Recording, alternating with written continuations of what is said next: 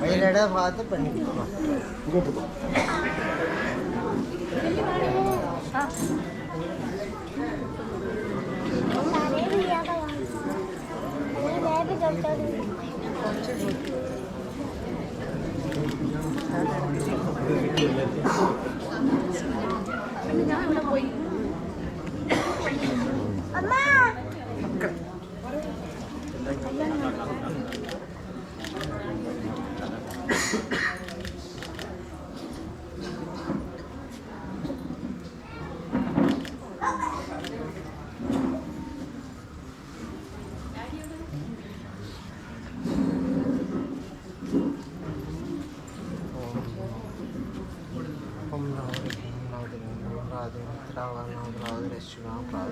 ഭൂഷണം ബ്രഹ്മണാനാം ബ്രഹ്മണസ്പതിമാം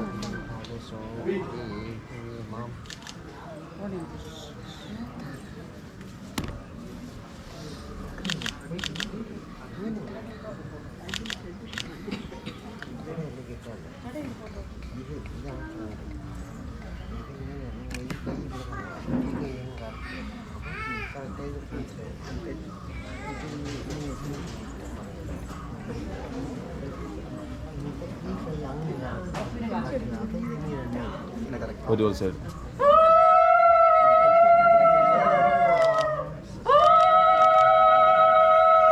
കൈ വെച്ചു കെട്ടും പോലെ വെച്ചു.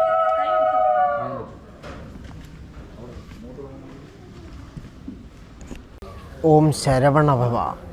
എൻ്റെ പേര് പ്രശാന്ത് പോറ്റി എന്നാണ്. ഇപ്പോൾ താമസിക്കുന്നത് ബാലരാമപുരത്ത് തന്നെ 2 കിലോമീറ്റർ അകലെയാണ്. ദേവി മഠം എന്നാണ് വീട്ടുപേര്. ഞാൻ ഈ അമ്പലത്തിൽ ശാന്തിപ്പണി വന്നിട്ട് ഒരു 12 വർഷം കഴിഞ്ഞു.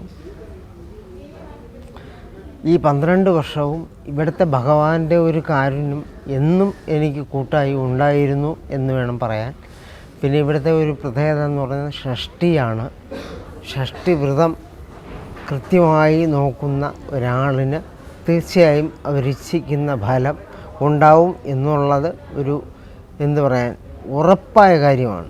അതായത് ഷഷ്ഠിവ്രതം എന്ന് പറയുന്നത് ഭഗവാൻ ബ്രഹ്മാവിനെ തുറുങ്കിലടക്കുകയും പിന്നീട് അത് തെറ്റാണ് എന്ന് അദ്ദേഹത്തിന് തോന്നി സ്വയം സർപ്പരൂപിയായി മാറി ഇഴഞ്ഞു പോവുകയും ചെയ്തു. അങ്ങനെ വിരൂപിയായി മാറിയ പുത്രന് പഴയ രൂപത്തിൽ തിരിച്ചു കിട്ടാൻ പാർവതീദേവി എടുത്തതാണ് ഷഷ്ഠിവ്രതം എന്ന് പറയപ്പെടുന്നു. പിന്നെ തമിഴ്നാട്ടിൽ ഇതിന് മറ്റൊരു കഥ കൂടിയുണ്ട്.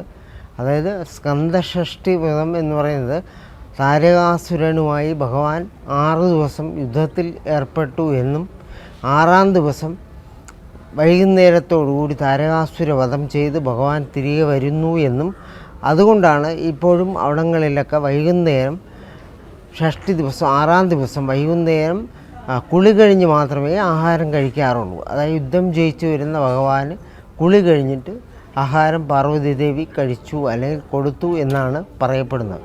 അതുകൊണ്ട് അങ്ങനെയും പറയുന്നുണ്ട്. അതായത് എല്ലാ മാസവും ഷഷ്ഠി വരാറുണ്ട്.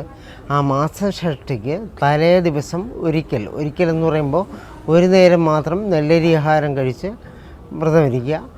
ഷഷ്ഠിയുടെ അന്ന് രാവിലെ ക്ഷേത്ര ദർശനവും അവിടെ നിന്ന് തീർത്ഥം സേവിച്ചതിന് ശേഷം മാത്രമേ ജലപാനം പാടുള്ളൂ. പിന്നെ അന്ന് ഉച്ചയ്ക്ക് പച്ചരിച്ചോറ് കഴിക്കുക. വ്രതച്ചോറ് അമ്പലത്തിൽ വരാൻ പറ്റാത്തവർക്ക് വീട്ടിലെങ്കിലും പച്ചരിച്ചോറ് വച്ച് കഴിക്കുക എന്നാണ് പറയപ്പെടുന്നത്. പിന്നെ 6 ദിവസങ്ങളായി നടക്കുന്ന ഷഷ്ഠി, അതായത് തുലാമാസത്തിലെ ഷഷ്ഠി സ്കന്ദഷഷ്ഠി, അത് 6 ദിവസമാണ്. അതിൽ 5 ദിവസം ഈ മാസഷഷ്ഠി എടുക്കുന്ന പോലെ തന്നെയാണ്. 6-ാം ദിവസം രാവിലെ തീർത്ഥം കുടിക്കാൻ പാടില്ല, ജലപാനം പാടില്ല എന്നാണ് പറയപ്പെടുന്നത്. അന്ന് വൈകുന്നേരം, അതായത് വൈകുന്നേരം വിശേഷാൽ അഭിഷേകം ഗുരുക്ഷേത്രങ്ങളിലും ഉണ്ടാവും. അപ്പോൾ വൈകുന്നേരം അഭിഷേകം കഴിഞ്ഞിട്ട് ആ ദിവസം സേവിക്കുക എന്നാണ് പറയുന്നത്. അതുവരെയും ജലപാനം പാടില്ല. അതായത് അത് പറയുന്നത് പാർവതി ദേവി, ഞാൻ നേരത്തെ പറഞ്ഞ ആ കഥയിലെ പോലെ തന്നെ യുദ്ധം ജയിച്ചു വരുന്ന ഭഗവാന് 6-ാം ദിവസം വൈകുന്നേരം പാർവതി ദേവി വെള്ളം കുടിച്ചതിന് ശേഷം ആഹാരം കൊടുക്കും. അതുകൊണ്ടാണ് 6-ാം ദിവസം വൈകുന്നേരം വരെ വെള്ളം കുടിക്കാതിരിക്കുക എന്ന് പറയുന്നത്. പിന്നെ ഇപ്പോൾ ഈ വർത്തമാനകാലത്തിൽ മരുന്നുകൾ കഴിക്കുന്നവരും അങ്ങനെയൊക്കെ ഒരുപാട് ബുദ്ധിമുട്ടുള്ളവരുണ്ടാവാം. അവരൊക്കെ അല്പം വെള്ളം കുടിക്കും. വെള്ളം കുടിച്ചില്ലെങ്കിൽ തളർന്ന് വീഴുന്നു പോകും എന്നുള്ള അവസ്ഥയിൽ അല്പം വെള്ളം കുടിക്കാറുണ്ട് എന്ന് പറയാം. വൈദിക മന്ത്രം എന്ന് പറയുമ്പോൾ അമ്പലത്തിൽ ഉപയോഗിക്കുന്ന മന്ത്രം അതല്ലാതെ ഒരു സാധാരണക്കാരന് എപ്പോഴും ഓം ശരവണ ഭവ എന്ന് പറഞ്ഞാൽ മാത്രം മതിയാവും. അതായത് അതിന് ഒരു പ്രത്യേക കഥ തന്നെ പറയുന്നുണ്ട്. ഒരു മഹാരാജാവിന് ബ്രഹ്മഹത്യാപാപം പിടിപെടുമ്പോൾ ഒരു കുട്ടിയെ അടുത്ത് വരും. ഒരു മഹർഷിയുടെ പുത്രനായ ഒരു കുട്ടിയെ കാണാൻ വരുന്നതല്ല, മഹർഷിയെ കാണാൻ രാജാവ് വരും. അപ്പോൾ അദ്ദേഹം അവിടെ ഇല്ലായിരിക്കും. അപ്പോൾ ഈ കുട്ടിയുടെ ചോദിക്കും, ഇതിന് പരിഹാരം എന്താണെന്ന് ചോദിക്കും. അപ്പോൾ പറയും ഓം മുരുക എന്ന് മാത്രം എഴുതിയാൽ മതി 6 തവണ എന്ന് പറയും. അങ്ങനെ രാജാവ് പോവും. കുറെ കഴിഞ്ഞ് മഹർഷി വരുമ്പോൾ ചോദിക്കും, ഇവിടെ ഏതെങ്കിലും രാജാവ് വന്നിരുന്നോ എന്ന് ചോദിക്കും. അപ്പോൾ പറയും, ഇത് കാര്യങ്ങൾ പറഞ്ഞു കൊടുക്കും. ആ മഹർഷിക്ക് പെട്ടെന്ന് ദേഷ്യം വരും. എന്തുകൊണ്ടെന്നാൽ ഓം മുരുക എന്ന മന്ത്രം അത്രയും പവിത്രമാണ്. അത് നീ 6 തവണ പറയാൻ എന്തിന് പറഞ്ഞു? 1 തവണ ഉച്ചരിച്ചാലേ മതിയാവും ഈ രാജാവിൻ്റെ ഈ പാവം തീരാൻ. അപ്പോൾ 6 തവണ നീ എന്തിന് പറയാൻ പറഞ്ഞു എന്ന് പറഞ്ഞ് കുട്ടിയോട് ദേഷ്യപ്പെടും. അത് അത്രയും പവിത്രമാണ് ആ ഓം മുരുക എന്ന മന്ത്രം. അതായത് ഷഷ്ഠി എരുത്താവൂർ ക്ഷേത്രത്തിൽ വളരെയധികം പ്രാധാന്യമുള്ള ഒന്നാണ് ഷഷ്ഠി എന്ന് പറയുന്നത്. കാരണം ഇവിടെ ഭഗവാൻ വളരെ പ്രകടമായി നിൽക്കുന്നു എന്ന് പറയാം. അത്രയും വളരെ ഒരുപാട് ഭക്തർക്കൊക്കെ അനുഭവം ഉള്ളതാണ്. കാരണം ഭഗവാൻ വെളിപ്പുറത്ത് ഉണ്ടാവും എന്നുള്ളത് തന്നെയാണ് എല്ലാ ഭക്തൻ്റെയും ഒരു അനുഭവം എന്ന് പറയുന്നത്. അതുകൊണ്ട് എരുത്താവൂർ ക്ഷേത്രത്തിൽ ഷഷ്ഠി എന്ന് പറയുമ്പോൾ അത് വളരെയധികം പ്രാധാന്യം അർഹിക്കുന്നു. പിന്നെ ഷഷ്ഠി ദിവസങ്ങളിൽ സാധാരണ രാവിലെ ഗണപതി ഹോമം, അത് കഴിഞ്ഞിട്ട് 11:30 വിശേഷാൽ അഭിഷേകങ്ങൾ, എല്ലാ അഭിഷേകവും ഉണ്ടാവും. പ്രധാനപ്പെട്ട ഭഗവാൻ ഏറ്റവും ഇഷ്ടപ്പെട്ട അഭിഷേകം എന്ന് പറയുന്നത് പഞ്ചാമൃതമാണ്. അത്തരത്തിൽ പഞ്ചാമൃതവും നിറയെ ഉണ്ടാവും. പിന്നെ ഭസ്മാഭിഷേകം, പനിനീര്, ഇളനീര്, തേന്, നെയ്യ്, ഇങ്ങനെ എല്ലാ അഭിഷേകങ്ങളും ഉണ്ടാവും. അത് കഴിഞ്ഞാൽ 11:30 അഭിഷേകവും, തുടർന്ന് ഷഷ്ഠി പൂജയും, പിന്നെ അന്നദാനവും. അന്നദാനം എല്ലാ ദിവസങ്ങളിലും ഉള്ളതാണ്. അന്നദാനം എല്ലാ ദിവസവും, എല്ലാ ഞായറാഴ്ചകളിലും എല്ലാ വെള്ളിയാഴ്ചകളിലും ഒക്കെ അന്നദാനം ഇവിടെ നടന്നു വരുന്നു. എരുത്താവൂർ സുബ്രഹ്മണ്യൻ്റെ ഏറ്റവും പ്രിയപ്പെട്ടതെന്ന് പറയുമ്പോൾ ഈ അന്നദാനം, അതായത് അന്നദാനം മഹാദാനം എന്ന് പറയുന്ന ഒരു അന്വർത്ഥമാക്കിക്കൊണ്ട് എല്ലാ ഷഷ്ഠി ദിവസങ്ങളിലും, അതുപോലെ തന്നെ എല്ലാ വിശാഖ ദിവസങ്ങളിലും, എല്ലാ ഞായറാഴ്ചകളിലും, എല്ലാ വെള്ളിയാഴ്ചകളിലും ഇവിടെ അന്നദാനം നടക്കാറുണ്ട്.